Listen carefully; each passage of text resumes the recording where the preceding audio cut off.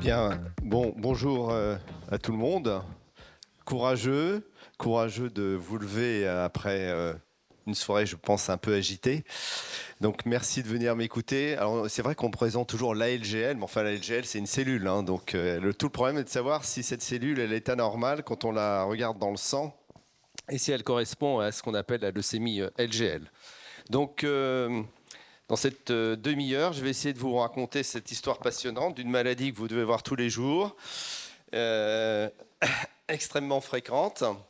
Donc les LGL, juste pour vous rappeler, c'est effectivement une cellule que l'on observe sur un frottis sanguin si le biologiste a la patience de regarder ces grandes cellules lymphocytaires avec des grains intracytoplasmiques qui sont équipés en enzymes comme les granzymes, les perforines pour aller grignoter les cellules effectrices et les cellules cibles. Alors, on a dans le sang environ 0,25 giga par litre de LGL, donc c'est à peu près le taux normal.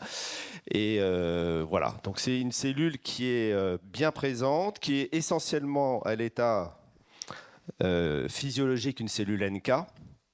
Mais il y a quelques cellules T, quelques cellules gamma-delta qui ont des grains intracytoplasmiques. Alors dans l'historique, on s'aperçoit que on est en 2023, vous voyez, c'est à peu près 50 ans dans l'histoire de l'hématologie. Christine nous parlera de l'histoire de l'hématologie. Qu'on parle de leucémie LGL, en fait au départ, c'était simplement des patients qui avaient une prolifération lymphocytaire avec une neutropénie. Vous voyez, 77. Et en fait, le papier Princeps, il a été publié par Lou Grane il y a 30 ans dans Blood et il définit une authentique maladie lymphoproliférative caractérisée par une expansion de cellules T qu'il va appeler leucémie LGL avec deux phénotypes principaux qui sont essentiellement le phénotype T pour 85% des cas et le phénotype NK, CD3-, dans 15% des cas.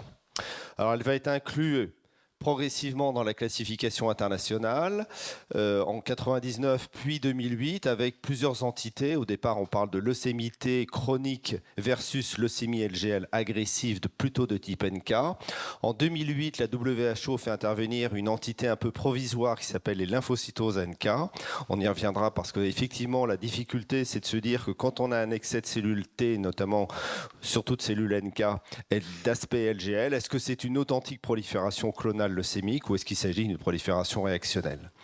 Et puis, des éléments très importants sur le plan de la compréhension physiopathologique. C'est d'abord en 2001, avec l'équipe de Lou Grane, on avait montré qu'il y avait une activation constitutive de stade 3, donc qui était vraiment un surrogate extrêmement important, puisque observé dans pratiquement 100% des cas. Et l'identification, la mutation de stade 3 remonte maintenant à 11 ans par l'équipe finlandaise. Et ça, c'est vraiment un élément important pour identifier que cette maladie leucémique a effectivement un surrogate clonal, moléculaire. Et puis après, d'autres mutations ont été identifiées. Nous avons rapporté il y a 2 ans la mutation de TET2 essentiellement dans les proliférations NK, mais avec un pourcentage d'observation quand même important, parce que pratiquement 30% des cas. Et l'équipe américaine a publié l'année dernière la mutation de CCL22. On y reviendra rapidement. Bon, alors pas de modification réelle sur la classification de 2023. On a insisté pour qu'il y ait finalement une seule entité, leucémie LGL, qu'elle soit T ou NK, qui est une pathologie chronique, indolente, versus la leucémie NK agressive, qui est relativement rare, mais qui est probablement l'hémopathie la plus agressive que l'on connaisse. Alors, en termes d'incidence, c'est une maladie rare, avec un âge médian de 66 ans. L'incidence est entre 0,2 et 0,7 cas par million d'habitants. En gros, vous voyez, dans le protocole national, on est à peu près, on a vu 30 nouveaux cas par an qui nécessitent un traitement, qui probablement sous-entend qu'il doit y avoir une centaine, 100 à 150 nouveaux cas par an.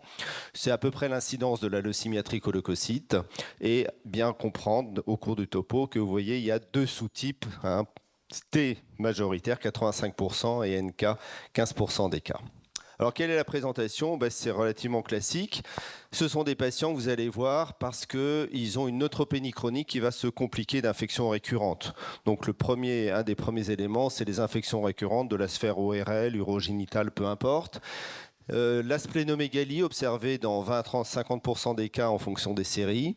Et puis, Une note très particulière de cette pathologie, qui la met un peu aux confins de l'hématologie et de la médecine interne, c'est l'occurrence d'un certain nombre de maladies dysimmunitaires, au premier rang desquelles figure la polyarthrite rhumatoïde, ce qui fait qu'un certain nombre de cas sont adressés par les rhumatologues parce que ce sont des patients qui ont une polyarthrite rhumatoïde accompagnée d'une neutropénie, cet ancien syndrome de Feltig dont vous avez entendu parler, qui n'existe probablement plus.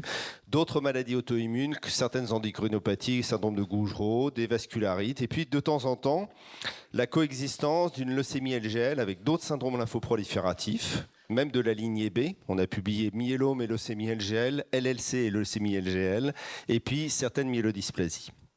Sur le plan biologique, la neutropénie est le point principal d'entrée dans la maladie. Vous voyez qu'à peu près 40% des patients ont une neutropénie sévère inférieure à 0,5 giga par litre.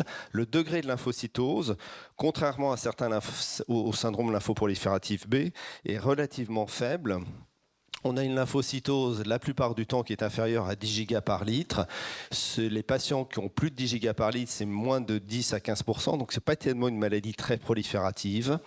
20% des patients sont transfusion dépendants, donc ça c'est un élément important. Ils peuvent avoir une anémie simple qui retentit sur le confort de vie, mais 20% vont être transfusés. La thrombopénie est beaucoup plus rare.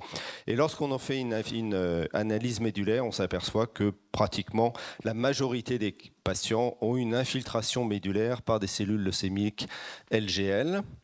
Et l'autre particulier, c'est l'occurrence de cytopénies auto-immunes qui peuvent précéder ou survenir au décours de la maladie, au premier rang desquelles l'érythroblastopénie. Donc, là aussi, c'est un élément important. Dans ce diagnostic d'érythroblastopénie, hormis le thymome, les infections à parvovirus, toujours penser à l'existence d'une leucémie LGL sous-jacente et faire un phénotype sanguin et médulaire. Certains cas d'anémie hémolytique auto-immune. Et puis la neutropénie cyclique. La neutropénie cyclique de l'adulte, non pas la neutropénie cyclique congénitale liée à certaines mutations comme le gène ELAN.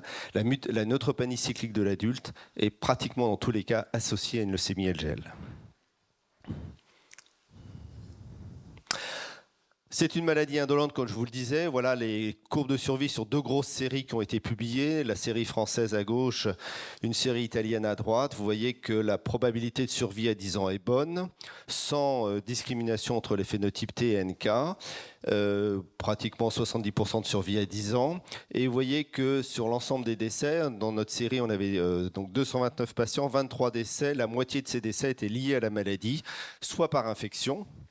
Et cette année, il y a eu 3 ou 4 décès de leucémie LGL par infection sévère, par septicémie, etc. Donc c'est quand même une pathologie lorsque la neutropénie devient menaçante et non sensible au traitement, engage le pronostic vital. Des formes aussi de transformation qui peuvent être à l'origine du décès des patients.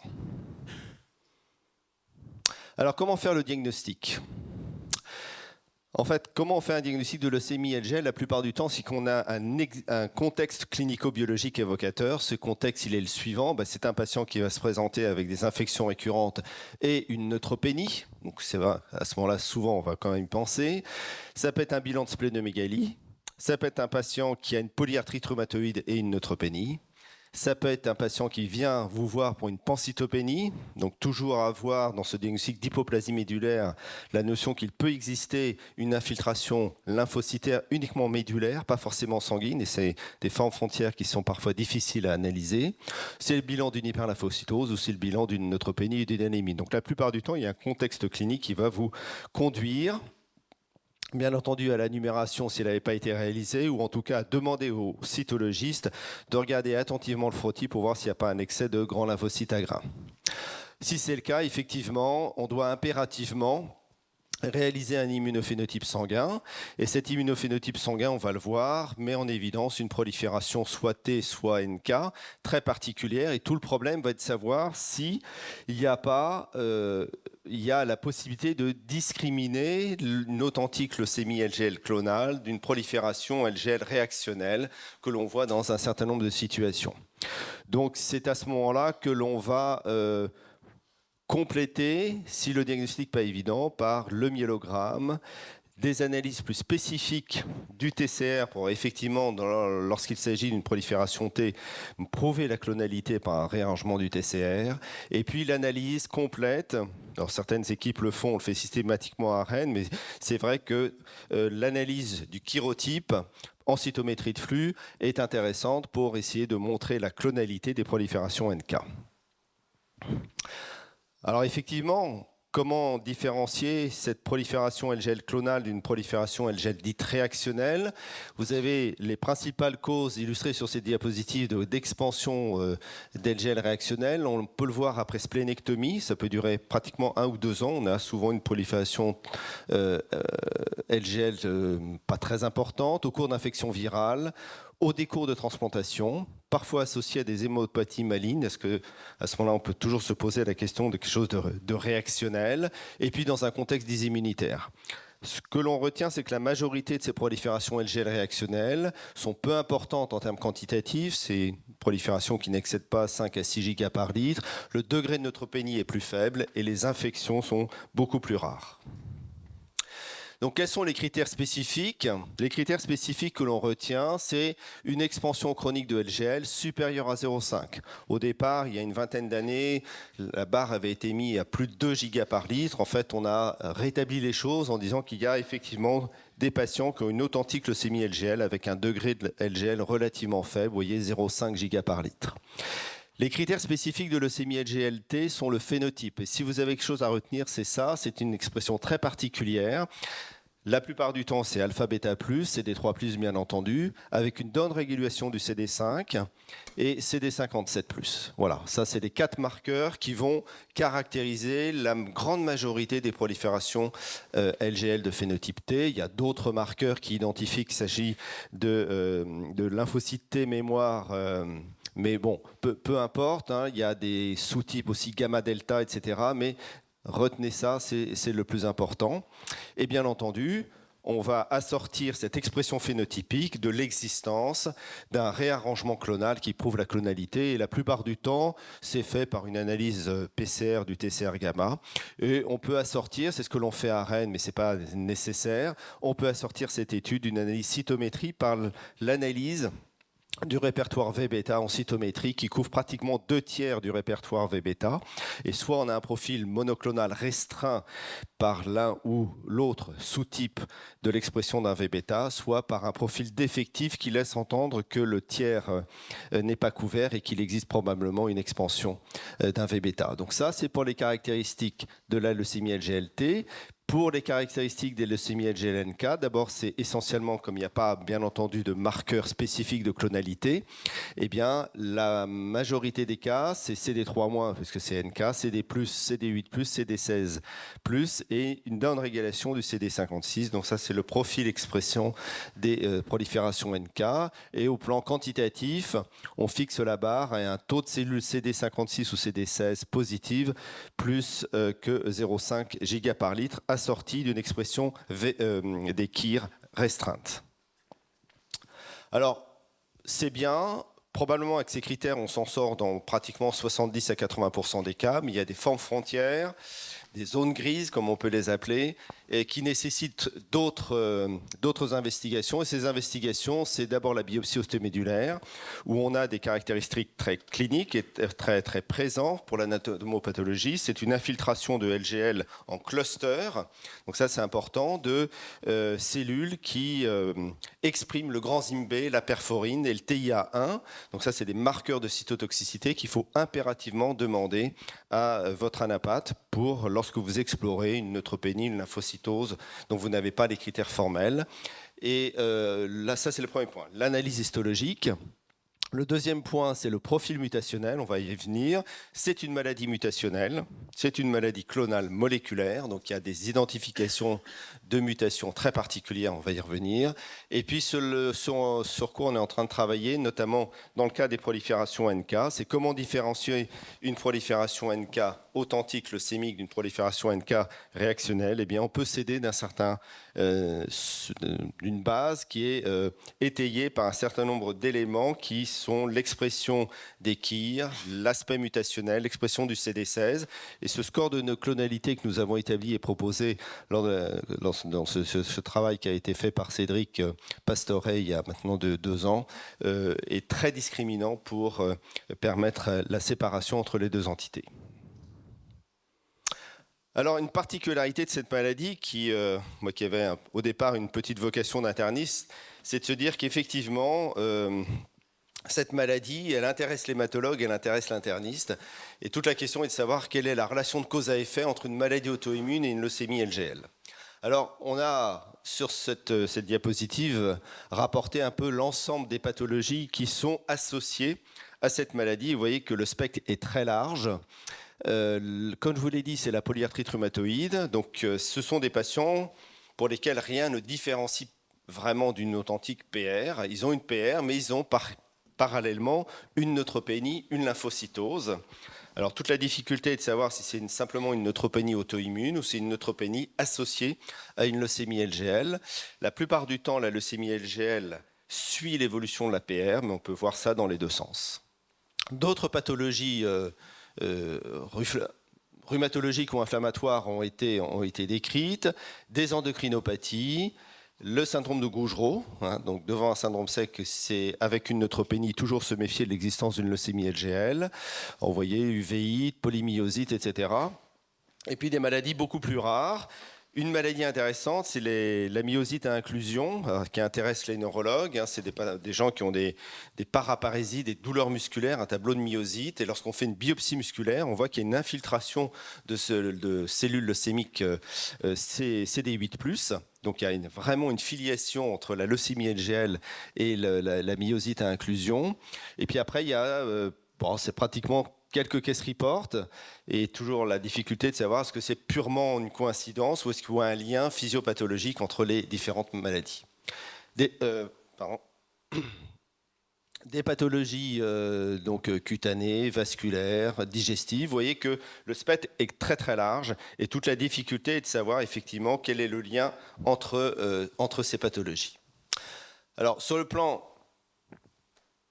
physiopathologique, très rapidement, on considère que au départ, il y a probablement l'activation de cellules T par un antigène public qui puisse être viral, qui peut être immunologique, peu importe. Il y a une activation lymphocytaire claire avec la mise en jeu d'un certain nombre de cytokines dont il faut retenir IL-6, IL-15 et PDGF.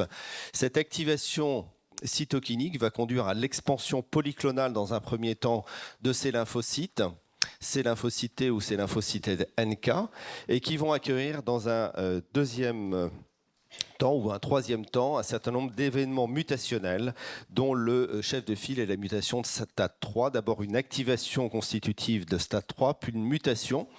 Alors, il y a d'autres mutations, on va le voir, qui ont été clairement identifiées, mais c'est vraiment le socle de cette pathologie. Il y a également des anomalies du méthylome qui ont été plus récemment identifiées, notamment comme la mutation de TET2. Et l'ensemble de cette activation cytokinique et de ces événements mutationnels vont conduire à une autonomisation de la cellule leucémique LGL qui va être spontanément résistante à un certain nombre d'inducteurs de l'apoptose comme FAS et TRAIL. Donc c'est des cellules qui vont avoir l'acquisition d'une prolifération et en même temps d'une diminution de la mort cellulaire, donc une augmentation de la survie, avec une sécrétion élevée de FAS ligand qui est très particulière dans cette maladie et qui probablement participe aux manifestations immunologiques, dysimmunitaires associées. Alors voilà, sur un schéma qu'on avait déjà fait il y a 3-4 ans, les éléments mutationnels qui ont été identifié, vous voyez, il faudra plusieurs minutes pour commenter cette diapositive. Vous voyez que le socle, c'est l'anomalie de la voie de JAK-STAT avec cette activation et cette phosphorylisation de STAT 3 qui va conduire à l'activation cellulaire. Il y a également au niveau des signaux de survie, donc un certain nombre d'éléments qui correspondent à une super stimulation via l'IL-18, via l'IL-15, et puis la sensibilisation au face ligand. Alors, tout ça sont des éléments importants sur lesquels vient de se greffer la diminution de l'expression de C-flip, donc qui va favoriser la voie de JAK-STAT, comme la diminution de SOX3. Donc ça, c'est des éléments importants. Et au niveau intracellulaire, c'est effectivement les anomalies de la méthylation. Alors ça, c'est un profil que l'on a établi sur un certain nombre de patients. Il y a à peu près 120 patients qui ont été analysés au laboratoire ici à Rennes. Et vous voyez que finalement, la mutation de STAT3 est pour nous, dans nos mains, un surrogate très important parce qu'il est observé dans pratiquement 70% des cas. Initialement, il avait été publié par l'équipe finlandaise et américaine que dans 30% des cas. En fait, lorsque les critères diagnostiques sont bien respectés, on voit que c'est un surrogate important, 70% des cas. Et quelques cas qui ont des mutations de la voie de JAK-STAT. Donc ça, on est vraiment dans la voie des signations de JAK-STAT, mais également NF-kappa-B, TNF-IP3, TET2 et TNMT3A, et puis les anomalies de méthylation. Et de façon intéressante, vous voyez que certaines mutations sont observées dans le lymphome T angio-immunoblastique, la ITL. On retrouve IDH2, DNMT3A et TET2. Donc il y a certainement, je dirais pas une parenté, mais une proximité moléculaire dans les anomalies observées entre la ITL et les leucémies LGL. Alors voilà, ça c'est ce que je vous ai dit, 70% des patients dans notre expérience. Et si on s'intéresse de façon particulière aux leucémies NK, ça c'est le travail qu'on a publié dans Blood il y a 2 ans, vous voyez qu'effectivement, on voit l'occurrence de la mutation de TET2 qui est pratiquement observé de façon exclusive, c'est-à-dire qu'on a soit STAT3, soit TET2, et puis également CCL22. Donc ces 2 gènes sont observés comme mutés dans les leucémies LGL dans environ 30% des cas. Ce n'est pas une chip, comme je disais à Marie-Christine, c'est vraiment, c'est pas une hématopoïèse clonale. On a vu ça sur le tricellulaire, que le compartiment myéloïde est parfois atteint, mais c'est surtout le compartiment lymphoïde. Donc il y a une mutation acquise de TET2 au sein des cellules leucémiques LGL dans pratiquement 30% des proliférations NK. Alors voilà le score de clonalité que l'on propose pour être bien précis. Vous voyez ce score de clonalité, il fait intervenir le taux de NK, le phénotype qui est restreint, l'expression ou non de CD94 ou d'NKG2A, et puis le profil mutationnel avec soit +1, soit +2 pour le score. Et l'on voit que lorsque les patients ont un score de clonalité supérieur à 4, on a pratiquement l'identification d'une population clonale. Donc ça peut être utile chez un patient pour lequel le taux de LGL n'est pas très important, il y a une discrète neutropénie, c'est un phénotype NK.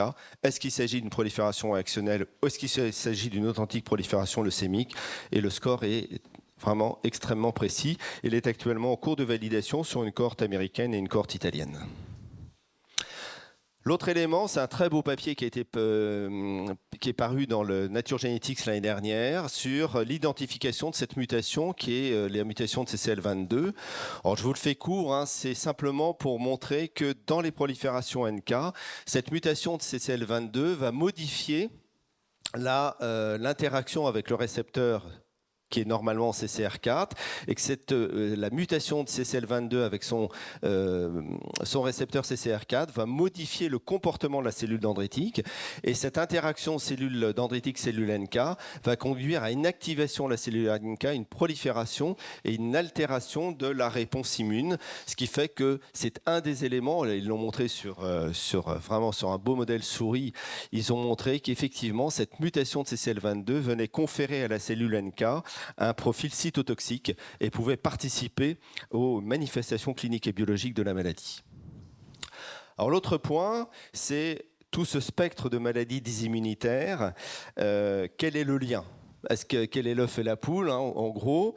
Et effectivement, là aussi, je suis obligé de faire court, mais on s'aperçoit qu'il y a 3 éléments qui sont entre les mutations gain de fonction, le profil d'auto-immunité et puis l'accumulation de cellules T telles qu'on peut les voir dans la leucémie LGL.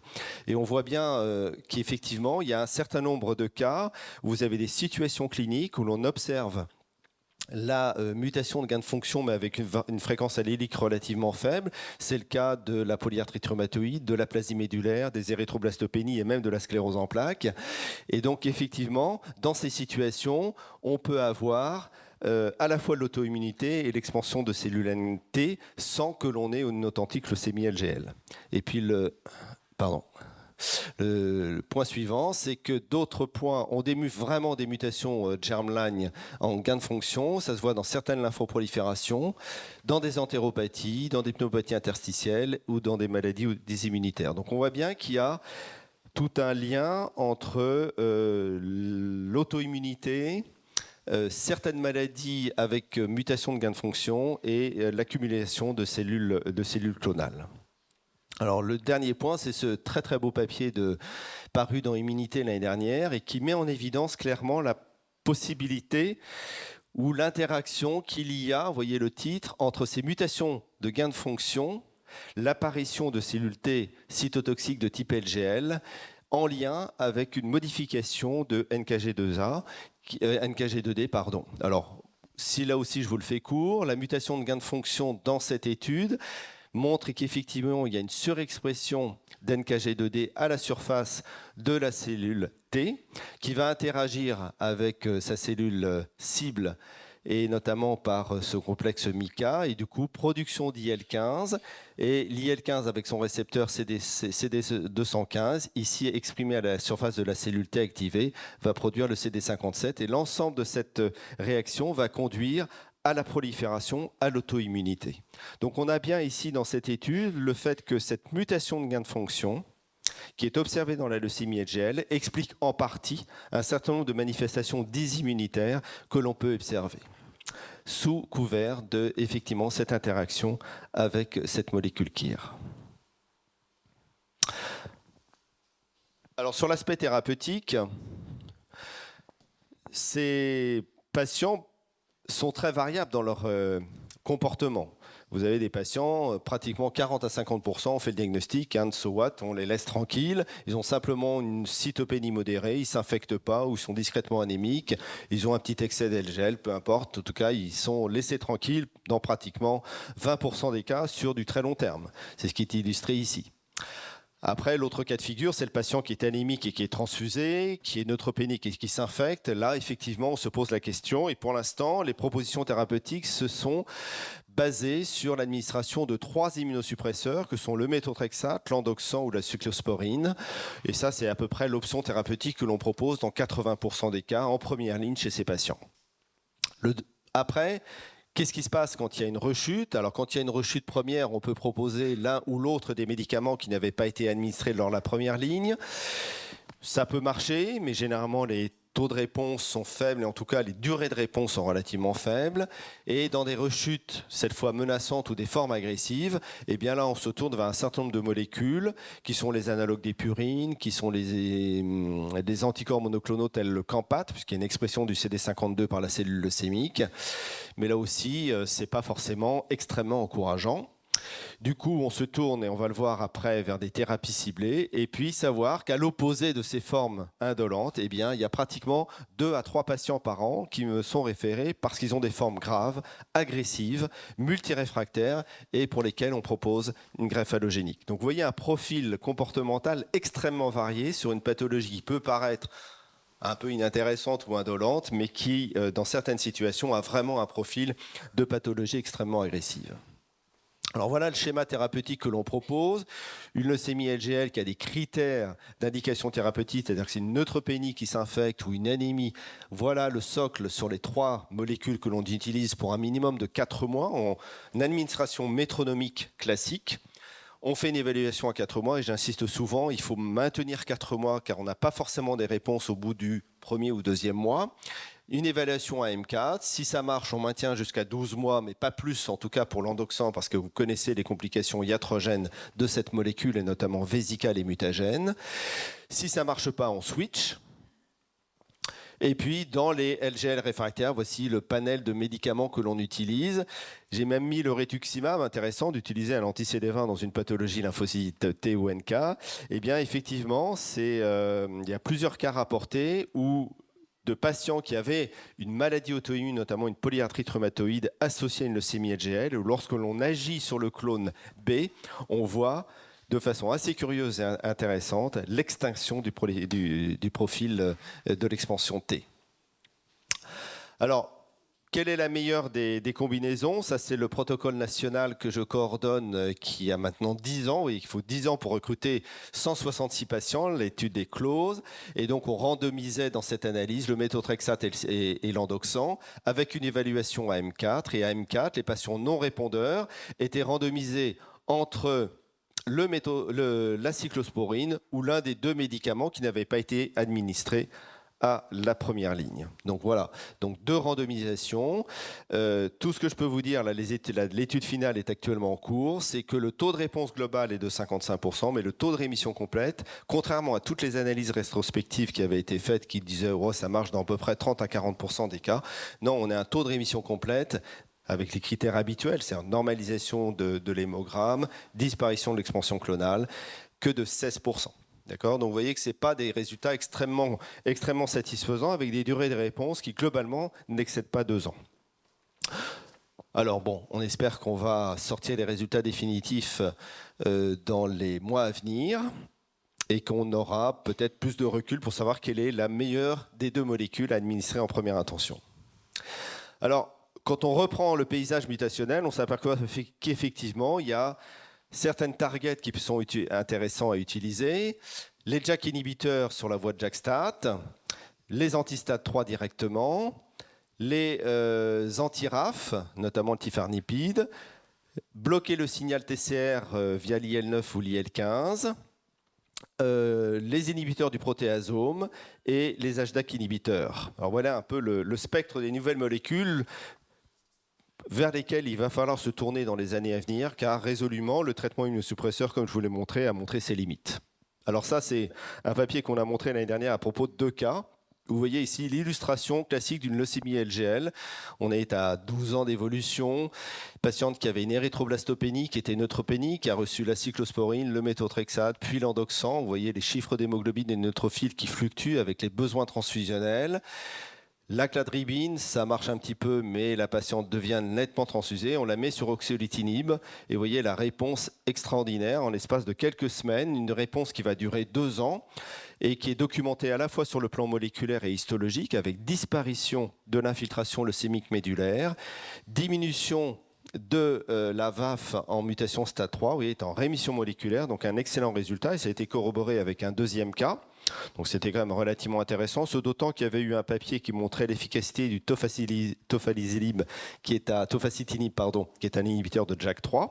Donc on a publié ça, et malheureusement cette patiente a rechuté, disons 18 mois après l'indication, après l'institution du ruxolitinib. Alors on s'est tourné vers une autre molécule, et là il y a un rationnel qui est basé sur le fait que lorsqu'on a une activation de la mutation de STAT3, enfin une activation de STAT3, on a une stimulation de DMT1 et donc une augmentation du profil de méthylation. Et c'est ce qu'on avait observé notamment dans les profils NK. Vous voyez ici le profil de méthylation qu'on avait analysé, qui est largement diminué dans les proliférations NK par rapport aux proliférations réactives. Donc là, ce qui a été fait, c'est que dans cette étude, l'équipe avait, ça c'est une équipe américaine qui avait montré que lorsqu'on utilise in vitro l'azacitinine, on vient bloquer SHIP1 et SHIP1 restaure à ce moment-là la diminution de méthylation au profit de DNMT1. Alors on a utilisé l'azacitinine chez cette patiente qui était en rechute après ruxolitinib, et vous voyez ici, c'est les besoins transfusionnels extrêmement importants. Donc on a fait un schéma classique, comme dans les myélodysplasies, 75 mg/m² matin et soir J1, J7. Ça a été un peu toxique. Et on s'aperçoit qu'effectivement, le traitement après 4 cycles a été arrêté en novembre 2022. On est à maintenant 1 an de traitement par 5-ASA chez cette patiente. Elle est en rémission moléculaire. Elle a une numération comme elle n'a jamais eu. Elle est à 14 grammes d'hémoglobine. Et donc on a un résultat assez exceptionnel. Donc là, effectivement, ça nous laisse, je dirais, à la fois un rationnel clinique et un rationnel biologique pour étendre cette indication dans des leucémies LGL réfractaires. Et de façon intéressante, on a un collègue américain qui vient de lancer une étude sur l'ONUREG dans les leucémies LGL réfractaires. Donc on voit bien qu'on a tous les mêmes idées au même moment. Voilà, en conclusion, je finis ce topo en disant que cette leucémie LGL, c'est une maladie indolente, vous l'avez comprise, mais au profil clinique très variable, qui est aux confins de l'hématologie et de la médecine interne et qui vous fait entrevoir quand même beaucoup de champs de l'hématologie, à la fois les aspects moléculaires, à la fois les anomalies, je dirais, cytologiques, cytogénétiques peut-être, mais surtout cliniques avec différents aspects. Que la classification elle est relativement simple, mais que le diagnostic il doit être établi sur un faisceau d'arguments très particulier, notamment dans des zones frontières, et donc céder de la biopsie ostomédulaire, du profil moléculaire, qui a un paysage mutationnel qui est très large, donc on n'est pas sur une translocation de 922 et une LMC, hein, c'est beaucoup plus complexe que ça. Que la première ligne actuellement proposée, les résultats sont relativement décevants. On saura lequel des deux est le meilleur, mais je pense que ce n'est pas la thérapeutique d'avenir et que clairement, on va se tourner vers des thérapies ciblées, dont je vous montre un peu le profil et l'initiation de ce qu'on peut en attendre sur soit le targeting de la voie de JAK-STAT, soit sur les agents hypométhylants. Merci.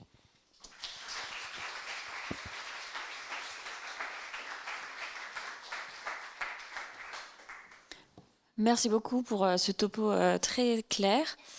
J'ai une première question. Quelle est la place du GCSF chez les patients qui sont neutropéniques, peut-être asymptomatiques ou peu d'infections?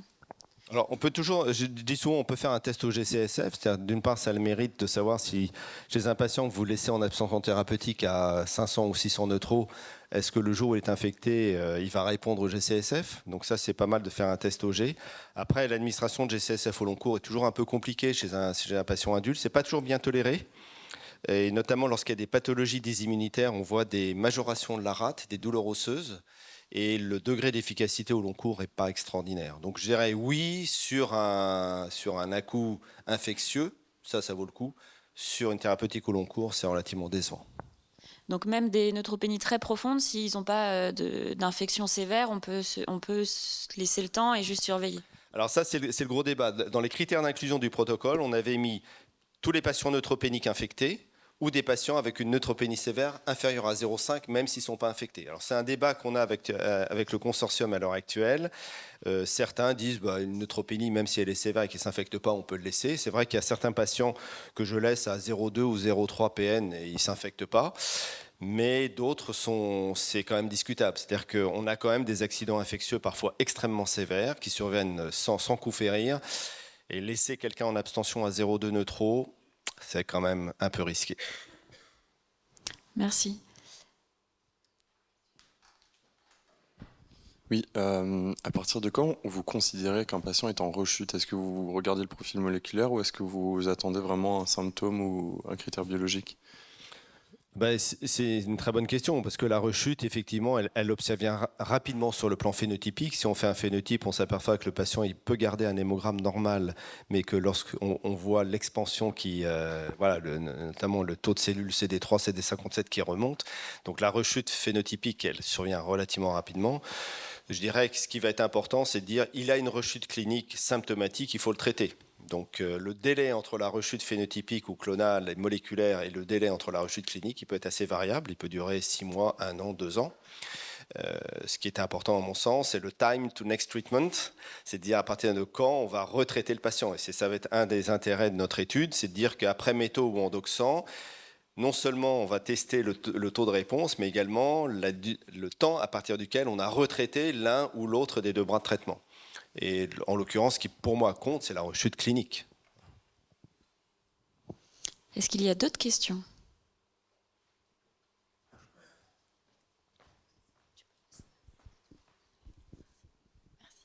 Bonjour, merci. Est-ce qu'il y a certains traitements qui sont plus indiqués en cas de manifestation auto-immune satellite de la LGL, si elle se présente avec des vascularites, des manifestations, une polyarthrite rhumatoïde? Bonne question, on a difficilement la réponse. C'est vrai qu'on a publié sur des cas de PR et neutropénie LGL en excellente réponse avec l'endoxan, c'est-à-dire qu'on avait à la fois l'efficacité sur le clone T, mais également sur la maladie immunitaire, comme si le fait de jouer sur la population LGL avait un effet rémanent sur la population sous-jacente. Donc je dirais que globalement, les patients qui ont des cryos, des vascularites, on a publié aussi sur les vascularites, ai tendance à privilégier l'endoxan chez ces patients-là, et on a une efficacité sur les deux volets pathologiques. Pour les érythroblastopénies, clairement la cyclosporine a une efficacité quand même, je dirais, supérieure aux deux autres molécules. Après, c'est un peu du cas par cas. C'est vrai que dans la PR, il y a quand même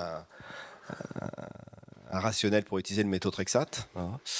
Mais voilà. Alors juste ça, le syndrome de Felty qui a été décrit en 1924, on peut dire qu'il n'existe plus parce que c'était des PR très vieillis. Alors maintenant, toutes les PR, elles sont traitées par immunothérapie. Donc arriver au diagnostic du syndrome de Felty avec des neutropénies extrêmement sévères et des gens qui ont des déformations articulaires, des arthropathies mutilantes, c'est extrêmement rare. Et en fait, on s'aperçoit que dans les neutropénies sévères de la PR, de toute façon, si on fait une analyse phénotypique et moléculaire, la plupart du temps, on tombe sur un diagnostic de leucémie LGL. Merci beaucoup pour le topo. Petite question, chez ces patients, efficacité de l'allogreffe, chez des patients traités quand même au long cours avec... Il faut demander à Tony, c'est lui qui a fait l'étude, qui avait publié dans Leukémia. C'était des petits effectifs. On avait couplé autogreffe et allogreffe. Allogreffe, il y avait une douzaine de cas, quinzaine de cas. Donc c'est très difficile de donner. Il y avait dans 50% de survie. Voilà, donc il y a quelques cas là récemment qui sont en rémission complète. Mais c'est pas. Après, on rejoint la TRM classique d'une allogreffe, donc c'est risqué, mais pas plus, ouais. Oui, merci pour le topo. Juste une question chez les patients cytopéniques, le ruxolitinib, la tolérance hématologique, est-ce qu'on arrive à passer est-ce qu'on a... Alors, pour l'instant, on est sur du cas par cas. Avec Tony, on est en train de reprendre tous les cas internationaux qui nous ont été sollicités. On en a combien, Tony? 20? On a 20 patients. Donc, Tony est en train de faire l'analyse. En termes de tolérance, c'est plutôt pas mal toléré.